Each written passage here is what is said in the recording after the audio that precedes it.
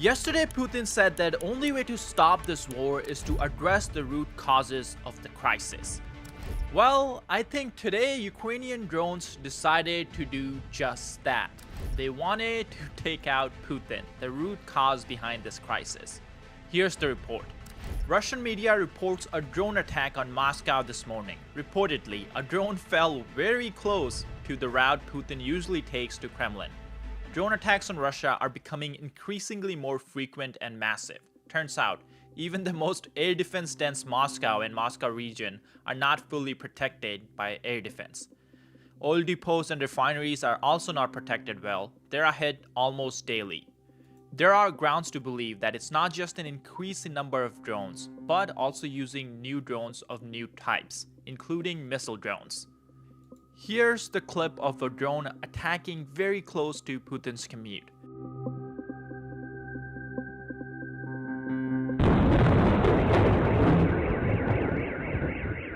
That last part of the report is what I want to focus a little bit more on, because we know Ukraine has been producing around 2 million drones a year now.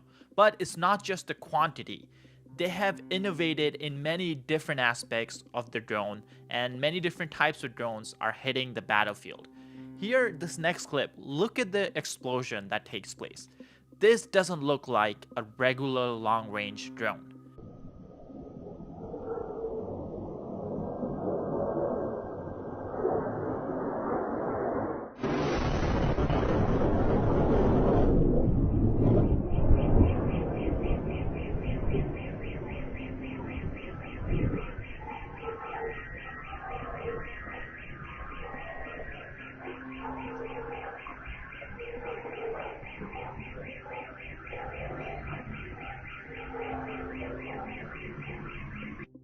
That was the Tuapse oil refinery in Russia's Krasnodar Krai region.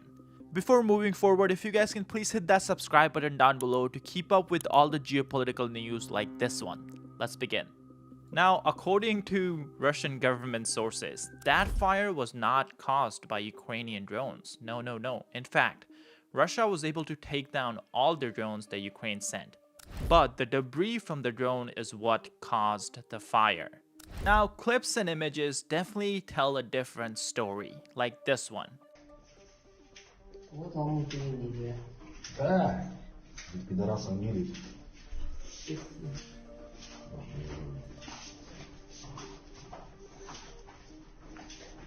Да, все больше и больше, да, разбирается.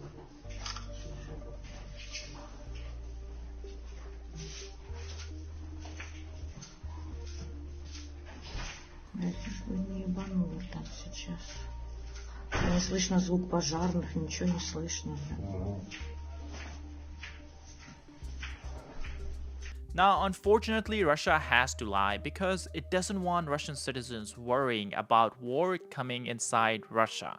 It doesn't want citizens blaming Putin for bringing the war, making Russian cities unsafe. Because let's look at the timeline. There were no drone attacks inside Russia until Putin started his special military operation. And his argument for starting this special military operation was to protect the Russian security, make Russia safer. When in reality, exact opposite has happened. More and more Russian cities are under attack, more and more Russian soldiers are dying, and the Russian economy is in free fall.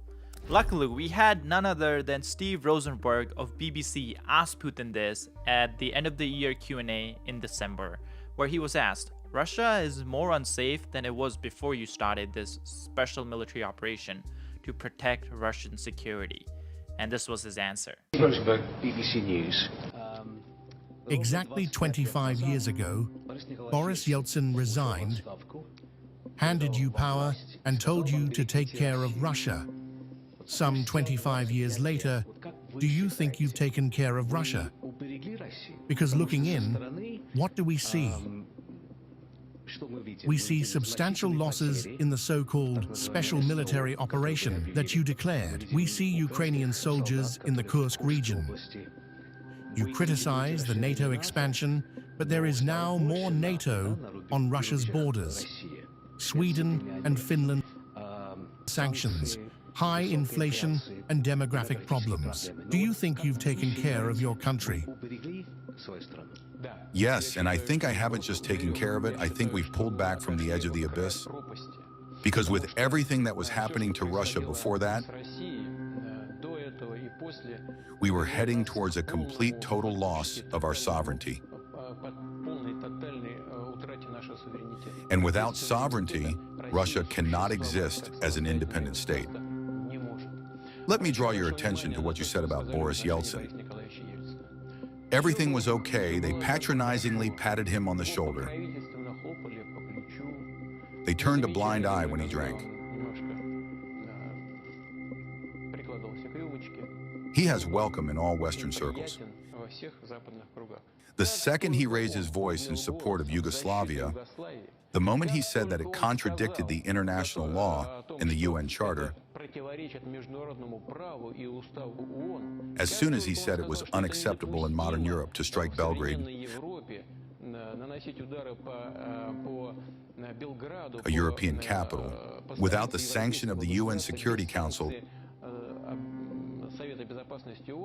they immediately started having a go at him. Call him names, say he's a drunk, and so on.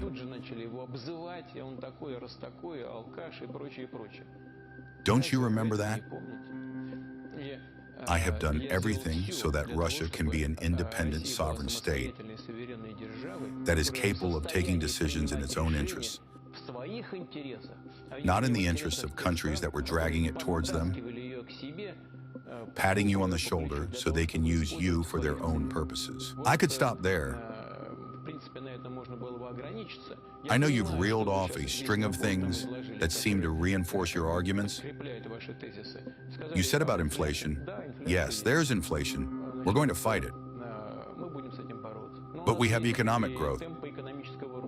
We are ranked 4th in the world in terms of purchasing power parity. Please tell your readers that. 1st place in Europe, way ahead of Great Britain. I don't think Great Britain is even in the top 5. We're prepared to work with Great Britain, and if Great Britain wants to work with us. But if it doesn't happen, we'll cope without our former allies in the anti-Hitler coalition.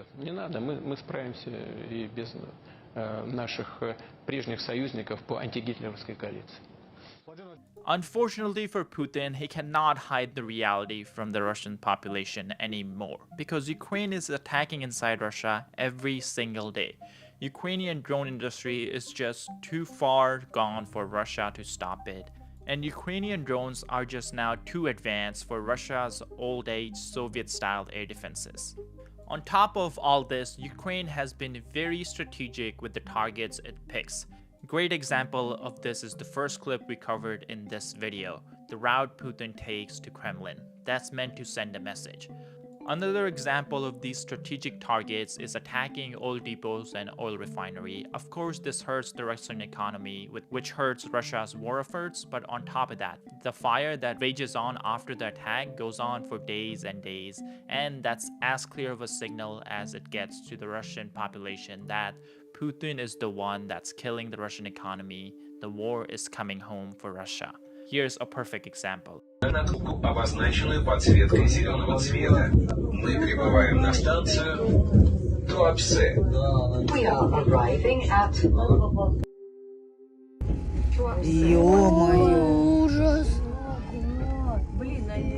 Look what's happening near Rosneft. It smells so bad here. We need to leave as soon as possible. Well, it's oil, come on. But where are the fire trucks? They are over there fighting the fire. Quieter, don't comment. Can we leave here faster? An oil depot.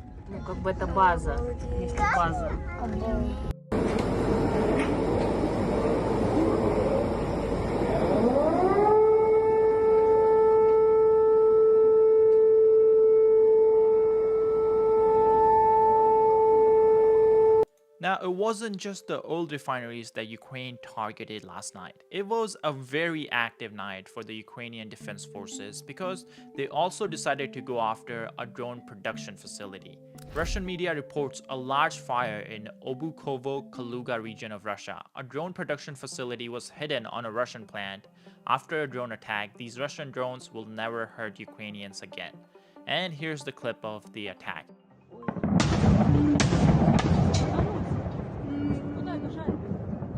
Никуда нет, мама.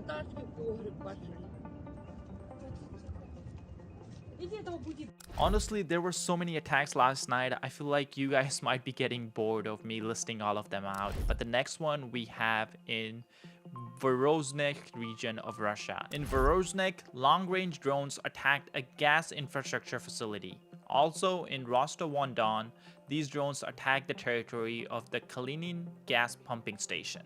Here's the clip.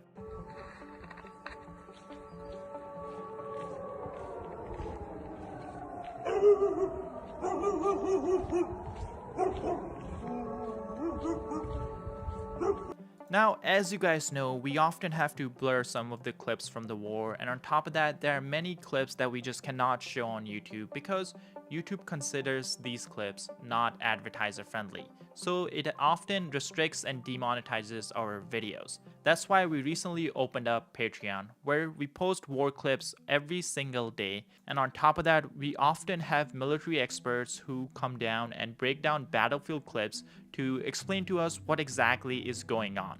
This is very educational, at least for me, and I hope for everyone else who watches these videos. So if you're interested in something like this and supporting the channel, you can sign up for our Patreon by clicking the link in the description or scanning the QR code on your screen. It costs as little as $5 per month, and it greatly supports our independent journalism. So thank you so much, and let's go on with the video. We saw all the clips of Ukraine hurting the Russian oil industry, the energy industry, that Russia so badly depends on.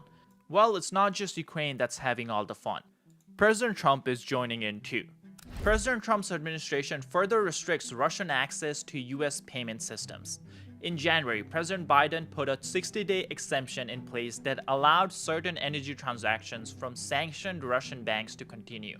This waiver has lapsed now, so the Russian banks can no longer access US payment systems to conduct major energy transactions.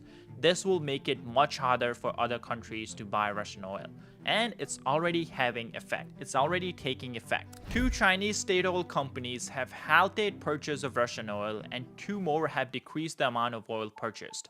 They are assessing compliance with US sanctions on Russia. Now, the reason this is happening is because even though sanctions were not placed on China, if there's any Chinese businesses that were caught doing businesses with the sanctioned companies in Russia, then they will face secondary sanctions. That means they will lose access to US payment system, they will lose access to using US banks, US dollars, and much more. If you're a big company, especially a multinational company, you cannot afford to lose access to the US dollar because that would mean just insanely more amount of headaches for you to do business. And that's exactly why Chinese companies are respecting the sanctions, because they don't want to risk losing access to US banks and US dollar. Here's an interesting quote I found from Google co-founder Sergey. I think he was a CEO at one point too, but he was born in the Soviet Union. Luckily, his family was able to get an exit visa and come here to the United States. But he called Russia Nigeria with snow. And numbers kind of back it up. So if we look at it, population is similar. I guess that doesn't matter much. Gini index is basically a number that conveys what's the inequality in a country, like what's the difference between the richest and the poorest in the country. Russia and Nigeria are very close to each other. On corruption level, Russia is again very close to Nigeria, but an interesting fact here that many pro-Russian commentators don't mention is they always bring up how Ukraine is a very corrupt country, but in reality, Russia is even more corrupt than Ukraine. Now, in Russia, around 33% of the population doesn't have indoor plumbing. They have to go out to do their business every morning, basically.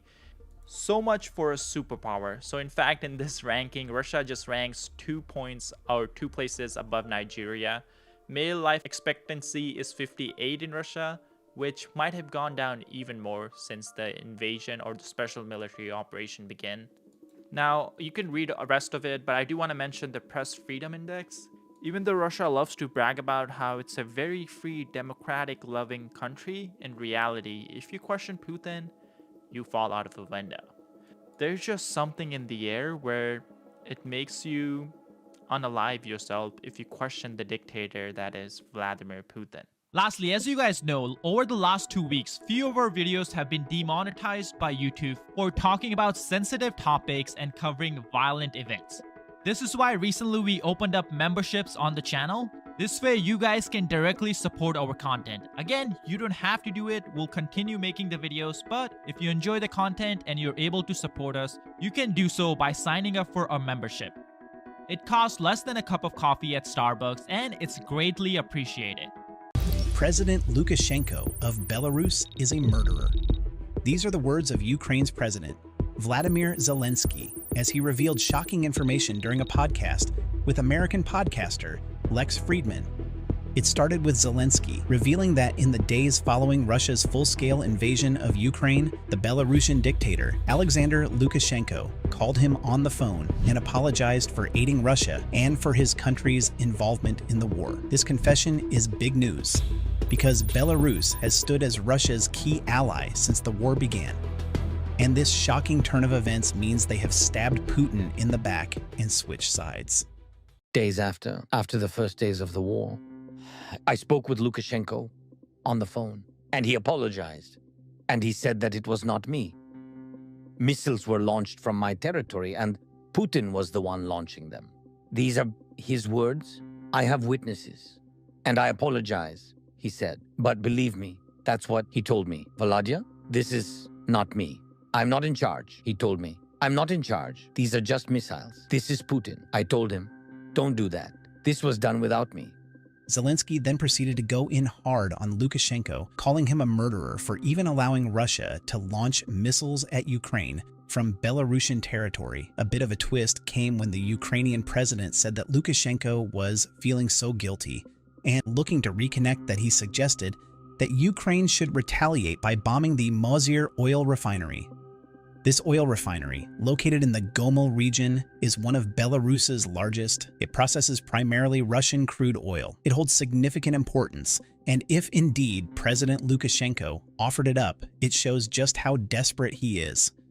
I use the word if because there's been some buzz about whether Belarusian President Alexander Lukashenko actually apologized to Ukrainian President Volodymyr Zelensky, or if this is all fabricated. Lukashenko's press secretary, Natalia Eismont, recently stepped in to set the record straight. Eismont clarified that while there was indeed a phone call between Lukashenko and Zelensky, it wasn't an apology. According to her, the call happened because of an emotional reaction from Lukashenko's youngest son, Nikolai, who had Zelensky's contact info on his phone. She stressed that Lukashenko didn't apologize to Zelensky because, in her words, there was nothing to apologize for. Lukashenko himself would later proceed to directly respond to the allegations. He said that, by making such false claims, Zelensky was following orders given to him by the West so as to drag Belarus into the war by making the statement. At a church service during Orthodox Christmas, he said, "Why is Volodya Zelensky acting like this? We were fine with him.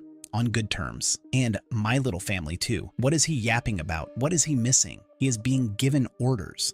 They must do everything they can to drag the country into war." So basically, Lukashenko is not just denying all this, he is saying that this is a conspiracy to drag Belarus into war to take over its territory. Interesting. To understand the context of all these missiles, secret plans, war talk, and Belarus's involvement, we have to step back and break down the situation from where it started. This story begins with a bang, literally, with missiles being launched from Belarusian soil into Ukraine at the start of the invasion. The scenes were dramatic and terrifying, as Ukrainian cities were struck by these missiles, causing widespread damage and chaos back in February 2022.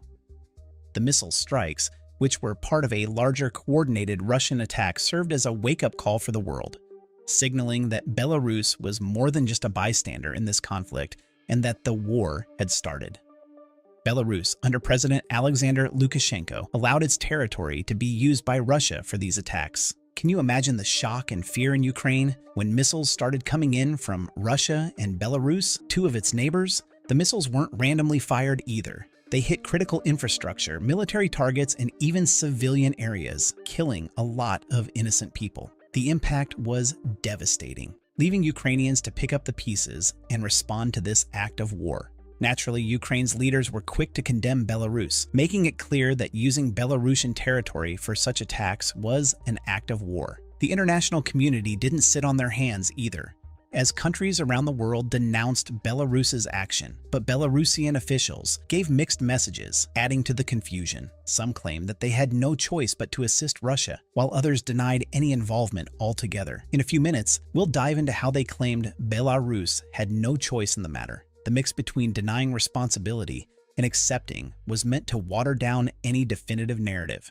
But what followed next made it all useless, as Belarus kept digging a deeper and deeper hole. As the war hit its stride, the world soon noticed that despite the air of confusion that President Lukashenko and his people wanted to pretend to create, the missile strikes were just the tip of the iceberg. Belarus's involvement in the war extended far beyond that. It was revealed that even before the invasion, Belarus hosted massive military drills with Russian troops. These drills, known as Allied Resolve, were meant to be temporary. However, the Russian troops didn't leave when the exercises ended. Instead, like those relatives you don't like, they stayed. And Belarusian territory became a launch pad for the invasion. You might be thinking, well, why did they stay in Belarus?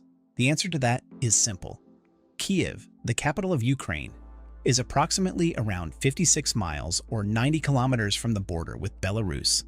This strategic positioning was crucial for Russia as it provided a direct route to Kyiv, making it easier for Russian forces to advance and harder for Ukraine to defend itself.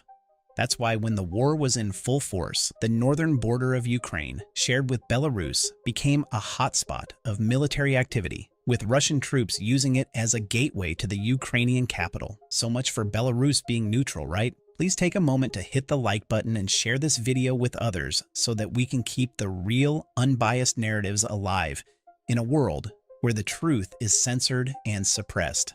Let's move on. As if aiding Russia wasn't enough, there were also reports, although denied by Lukashenko, that Belarusian troops were directly involved in the fighting. This allegation elevates the Belarusian involvement to a whole new level, and it adds gravity to why Zelensky really called Lukashenko a murderer. And given that now, Putin keeps denying the involvement of North Korean troops, even though the evidence is insane, lets us know that the words of these maniacs can't be trusted. Whether or not this was true, Belarusian support for Russia was so vast that it wouldn't be wild to just call the war a 2 versus 1 affair.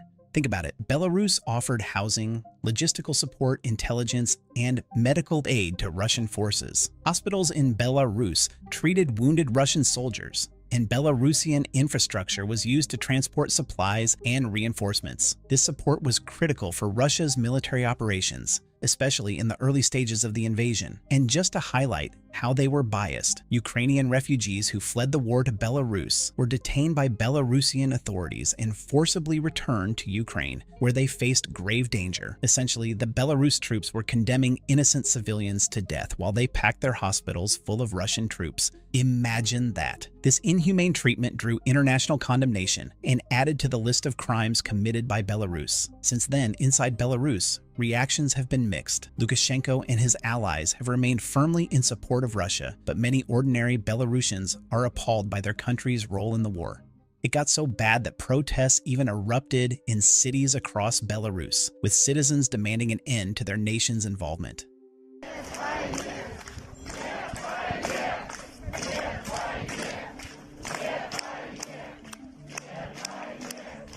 As you can imagine from a man called Europe's last dictator, Lukashenko responded with harsh crackdowns, opting to use the whip to put people in their place, the same way he had done back in 2020. Don't worry, we'll cover that part in just a few minutes. After doing all this, there have been crazy consequences, as Belarus has found itself increasingly isolated on the international stage with no friends to aid it except Russia, Poland, Lithuania, and Latvia, all of which share borders with Belarus, were particularly vocal in their criticism and disgust of Lukashenko. They increased their military readiness and bolstered defenses, fearing that the conflict could spill over into their territories. The European Union and the United States also reacted by imposing severe sanctions targeting Belarusian officials, businesses, and the economy. These measures aim to pressure Belarus into withdrawing its support for Russia and ending its involvement in the conflict, and they have been working from day one. Belarus's economy shrank by about 8.7% in 2022, a steep drop that's caused a lot of pain. Just so you understand why, the previous year their economy had only grown by 2.3%. So that's years of growth undone. Just like that. Trade with Western countries also took a serious hit, with exports to the EU dropping by around 30% in 2022. That's a huge blow to an economy that relies heavily on exporting goods. Financially, it's been tough too. Belarus has lost access to about 50% of international financial markets, making it hard to get loans and investments. Inflation has shot up to 12% in 2022, squeezing the wallets of everyday Belarusians. At the same time, the energy sector, one of the main pillars of the economy, hasn't been spared either. Revenues plunged by 20% due to disrupted trade links and reduced market access. All these factors have combined to create a challenging economic environment for Belarus. All these problems have begun to create growing discontent with Lukashenko's leadership within his own borders. Despite this domestic and international backlash, Lukashenko has tried to play a double game. From the very beginning, he publicly supports Russia's actions and provides crucial logistical support. But he also attempts to present Belarus as a neutral party by hosting peace talks between Russia and Ukraine. These negotiations held in Belarusian cities were aimed at brokering a ceasefire and finding a diplomatic solution. However, to no one's surprise, these talks didn't produce any lasting agreements, and the fighting has continued. So why is Lukashenko so insanely loyal to Russia and Putin? Well, there are a few reasons, and they all tie together to form a complex picture. First off, Belarus's economy leans heavily on Russia. We're talking subsidies, loans, and energy supplies. Imagine being so financially tied to one country that breaking away could cause economic chaos back home. That's pretty much the situation for Belarus. Russia has been a major lifeline for Belarus, keeping its economy afloat during tough times. Next up is political survival.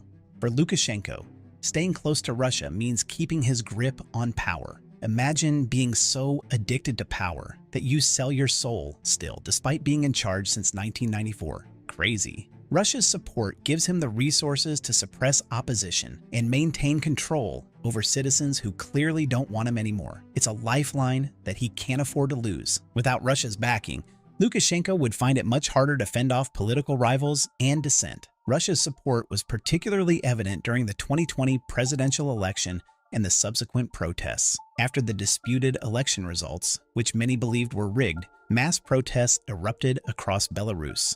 Lukashenko faced his biggest challenge yet, with thousands of people demanding his resignation. During that hectic time, Russia stepped in with significant support once again. Putin pledged a $1.5 billion loan to Belarus, providing much-needed financial assistance. Additionally, Russia offered political backing, with Putin publicly congratulating Lukashenko on his re-election. Though this might seem harmless, it was a message on its own. This support helped Lukashenko suppress the protests and maintain his grip on power by suppressing "We mean this."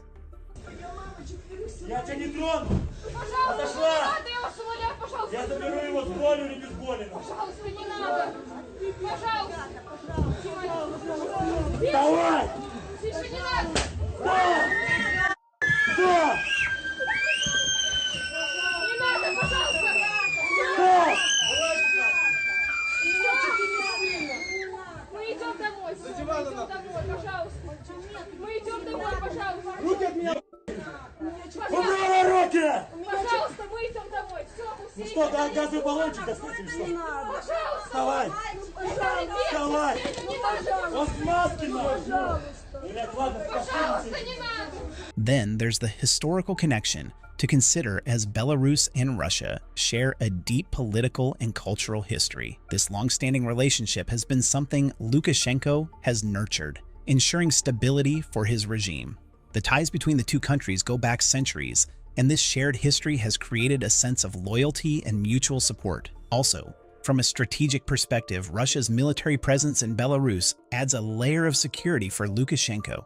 It acts as a buffer against potential threats from neighboring countries and internal unrest, as war with him is war with Russia. Knowing he has this backup gives him a sense of protection that allows him to do as he pleases. In a way, it's like having a big brother looking out for you, if your big brother is a bullying dictator. Lastly, the personal bond between Lukashenko and Putin cannot be ignored. Their strong relationship has been mutually beneficial, and this personal rapport is a key element in their alliance. Putin and Lukashenko have developed a close working relationship over the years, which has helped to cement the ties between their countries. All these factors make it nearly impossible for Lukashenko to distance himself from Russia, despite the heavy toll of international sanctions and external pressure. His loyalty to Russia is not just a matter of choice, but also of necessity, driven by economic, political, historical, strategic, and personal considerations. This relationship is not just one-sided either. Russia also benefits a lot from its relationship with Belarus. Let's dive into that for a second.